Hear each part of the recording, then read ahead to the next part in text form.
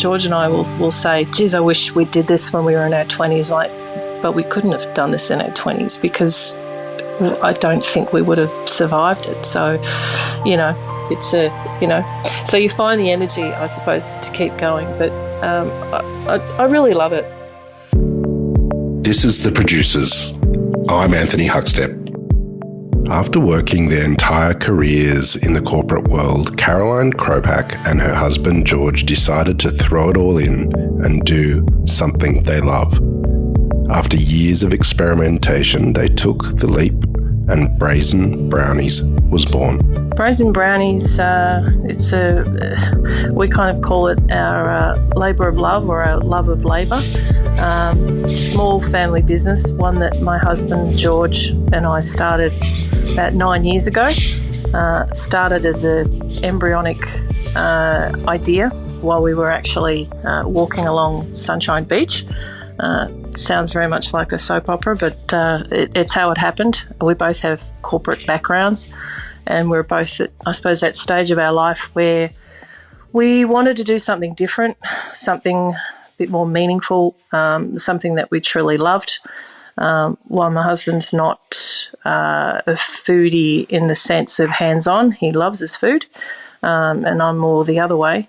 So we had this idea that we wanted to bring a truly handmade product to the market, and hence the brownie was conceived, if you like, along that beach. And it's a crazy time. And so we commercialised it very slowly. Started as a home baking business, registered with the local council, baking that way, doing small markets, getting our products out, testing, I suppose, to see what people liked, changing up our recipes, and it's just evolved from there, really. With an Eastern European background, Caroline spent a lot of time in the kitchen as a child with her grandma, learning how to cook and bake. I was actually born and raised in the USA, like Bruce Springsteen. And probably hence the brownie side of things. The brownie is a bit of an American product, very much so. But I was born there, lived on the East Coast till the age of 13, moved around a little bit with my dad's work. He had a corporate background as well. But my food memories really were spending time with my mother's mother, so my grandmother, who Hungarian background, and my grandfather was German, so that Eastern European cooking. And I fondly remember, spending times in her kitchen in Florida, learning how to cook and bake and just watching, and it was kind of always there, I suppose, just as a fun thing. So yeah, quite traditional, but yeah, they were good memories. Although she had a successful career as a lawyer, it was baking that truly made Caroline happy. I was the lawyer turned foodie. like it's never been done before, right? We've all seen it on MasterChef and My Kitchen Rules and in every other show. But it must be something about the culture, I think, of being a lawyer. And I don't know what it is. I don't regret my time in the law. Like, taught me a lot. Good business grounding, all that. But and I think it's a function of age too. You get to a certain point where you had kids, you've done things, and you see the world through different eyes, and you want to maybe do something a little bit more meaningful. And for me, it's been food. I think being a lawyer for me, I was missing a lot of creativity in what I was doing. It's not a very creative environment, I suppose. So that creativity was probably always there, but didn't really come out. But obviously the practical side of, understanding what to do in business, what's required, all that sort of thing. But sometimes it holds me back, I feel. I can measure things a little bit too measured rather than just go with it. Whereas, my husband and business partner, he's the other way. He's got a real creative mind, and sometimes he can just go with something. So we come at it very differently, but I think it complements. I was in civil litigation, so a lot of commercial commercial work, and I would spend my time at my computer. I had my own practice, so I could do it. I would sit there and I would, be flicking through my cases, or, doing paperwork, doing what needed doing, and then I'd open a new browser and start researching. Oh, well, if I'm going to do this, what sort of baking trays would I use, and, what kind of oven would I look at getting, and, so it took me a good 12 months, 18 months probably in that dual headspace. I didn't just go, yep, I'm walking away from my job and this is what I'm going to do. So it was very measured. Again, that's probably the legal background coming out. But, yeah, my days looked at figuring it out, and then I would go home and, put aside the work, and then I go, right, I'm going to spend a few hours and I'm going to try to do this, and I'm going to figure out how I'm going to make a salted caramel sauce because I'd never done that before. And, yeah, it was just crazy, just figuring it out, really, just getting in there. Like many artisan food producers, Caroline and George started selling their brownies at the local farmers markets. I mean, we did a lot of markets on weekends. Some days, some weekends we'd do a Friday night market, a Saturday during the day, and then a Sunday market. So we'd be, in the van, driving product, sometimes in, ridiculously hot, stinking heat, putting up our marquee, a little tent, doing what needed doing. But a little bit down the track, probably about 3 years into it, one of the big events that we did was the Good Food and Wine Show in Melbourne. And I distinctly remember we brought product for the event. It was a Friday, Saturday, Sunday. We bought product on the Friday and we'd sold out, which was wonderful. We're very naive, didn't know how much to bring, what should we do, how do we do it, And I remember going, oh, my God. So we came home, and we were still baking at home then, came home and baked through the night again, did a full baking session, loaded up the van again the next morning and bumped back in on the Saturday with more boxes full of our brownie slabs.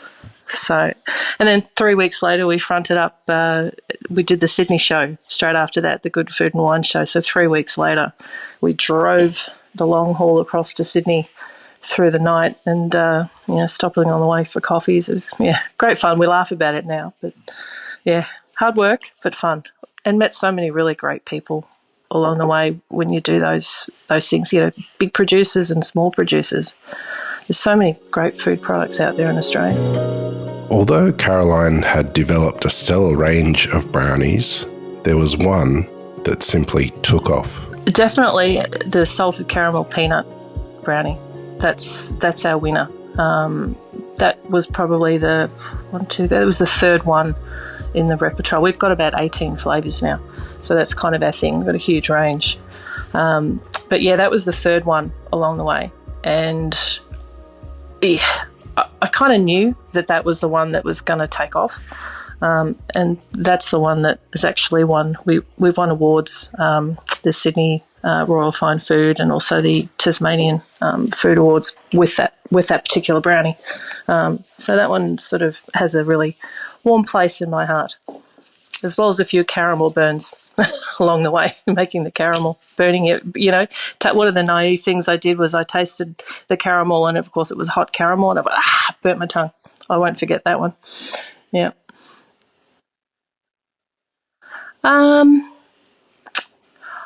Okay, probably from a brownie connoisseur point of view, I think because when you heat it, and we always like to say to all of our customers, our brownie is really nice if you serve it warm, serve it with ice cream, you can do all kinds of things with it. You don't just have to eat it like a boring old brownie.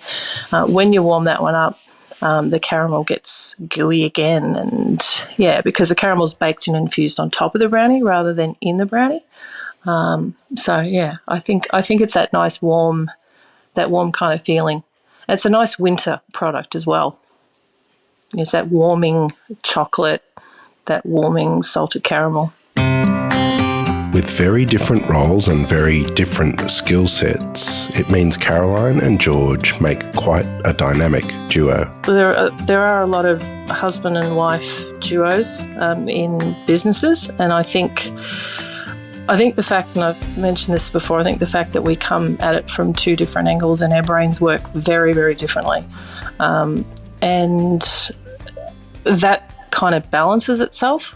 in terms of our relationship as well. I think we've obviously had to learn along the way. This is what you do, and you do that well, but leave me to do my thing, And, that's a learned thing, That's not just in the relationship, but in the business too. And it just kind of works. It's not perfect, never is. But it's fun. Every day's different. Every day is a bit different, but one key element is trying to keep work and home life separate. Typical day in the business for us, we obviously get up. We're very exercise-oriented people. We get up every day and start our day with a long walk. We've got a dog who we love, and that keeps us super accountable in terms of our life outside of the business. And, for us, we just get out there. We often walk and have a coffee somewhere, wherever they be. We like to support different small businesses in their little coffee ventures in the mornings and stuff. So we do that, and we usually do something along the way. Or there'll be some mornings we just go, hey, look, let's not talk about work until we get to work. And, we just sort of mix it up like that. But we try when we get home at night not to fall into the trap of talking about work. We do our best. The rest of the day is spent we've got a small factory now with a direct retail outlet up the front, so we can manufacture as well as sell retail. So for us, that day is spent, my husband might be out on the road seeing customers. He still does quite a few deliveries himself. He loves that face-to-face stuff. Or he'll be on the phone upstairs, and I'm always down in the kitchen working with, I've got a head pastry chef that works with me and a small number of people that come in and help as well. So I'm always in the kitchen. He's usually upstairs or out on the road. When it comes to brownies, the classics are important, but for Caroline, innovation is an opportunity to celebrate different events and cultures. For us, I obviously like to come up with new ideas and new flavours, and something that we recently did was National Brownie Day. It's one of those days in the calendar that I'm sure everybody has. And this year we decided to have a concept of a truly national brownie. And by that meaning sourcing every single ingredient that goes into that particular brownie from a state and territory. Every state and territory had to be represented with at least one ingredient. So we did a honey salted caramel macadamia brownie, and I spent a fair bit of time figuring out where we're going to get all those ingredients, and found an amazing chocolate from the northern part of Queensland, the Daintree Estate chocolate, 70% cocoa, love it. Got that in the brownie. We've got honey from Western Australia. We've got flour from Tasmania's oldest flour mill down there, lovely people. Eggs we get from our supplier direct from the farm here in Bendigo. Salt from Olsen's Sea Salt in South Australia, coffee sourced from the ACT, wattle seed from the Northern Territory, and macadamia nuts from Queensland. We love it. We love it. We've tested it on our customers that come into the factory and buy direct. We're always giving out samples and trying, and it's important to see what people like and what they don't like. And so we are considering bringing that to market in the new year as well, and putting that on as more of just a limited edition thing and actually doing something else with it. Although they had intense jobs in the corporate world, Caroline says she's never worked so hard since creating the company. Yeah, definitely. My feet aren't the same. I'm not young anymore, but how many times George and I will say, geez, I wish we did this when we were in our 20s, but we couldn't have done this in our 20s because I don't think we would have survived it. So, it's so you find the energy, I suppose, to keep going. But I really love it, coming out of that corporate environment and being in the law and being in litigation.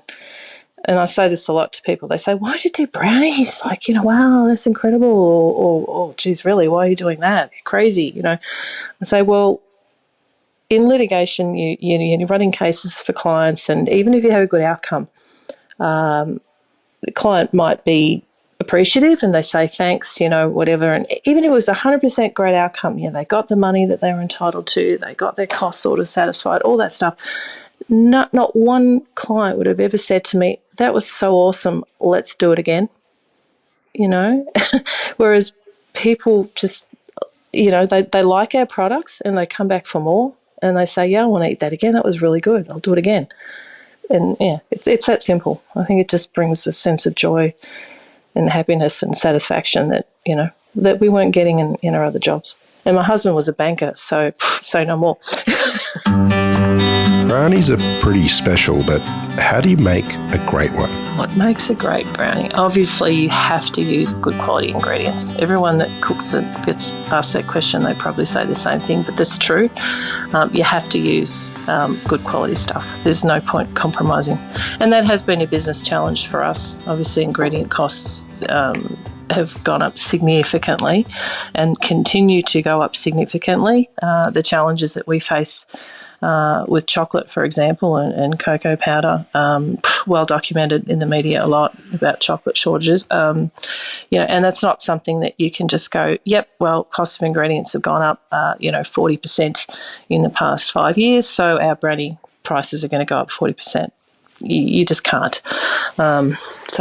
But we do stay true to that. We don't want to compromise on ingredients. So that's important. And I think also the tip that I would say is it very much depends upon what the temperature of your baking environment is. So if your kitchen is quite cool or quite cold, your batter is going to mix up quite differently. So you've got to don't overmix. So that's what I say to all the staff whenever they're doing the brownies. They're really important because it changes the texture. The brownie will never be bad or never taste bad, but it can vary somewhat. So, you just don't overmix.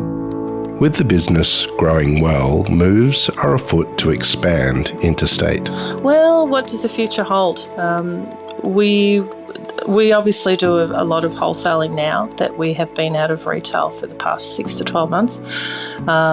But what might look for us would be some kind of an operation in another state. We haven't quite decided where that might be, although we are partial to the northernmost part of the country, so north coast of New South Wales or even the Sunshine Coast of Queensland, and maybe delve back into the retail space because we do miss that. We do miss more of that people contact on a day-to-day basis.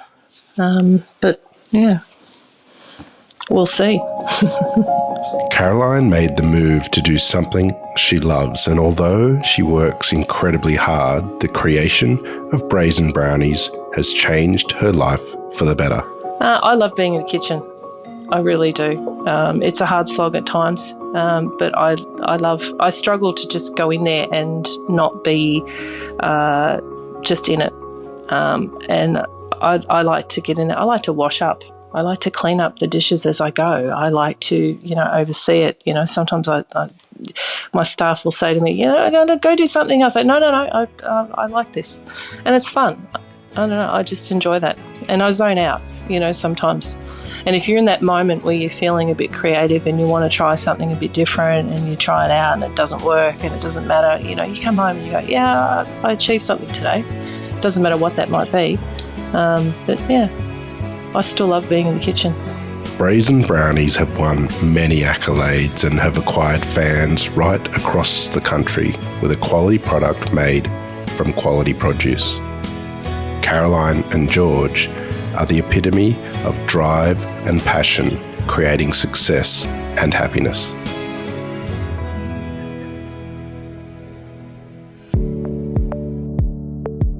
This is The Producers, a Deep in the Weeds production. I'm Dani Valent. Stay tuned as we talk to some of Australia's best farmers, makers and growers.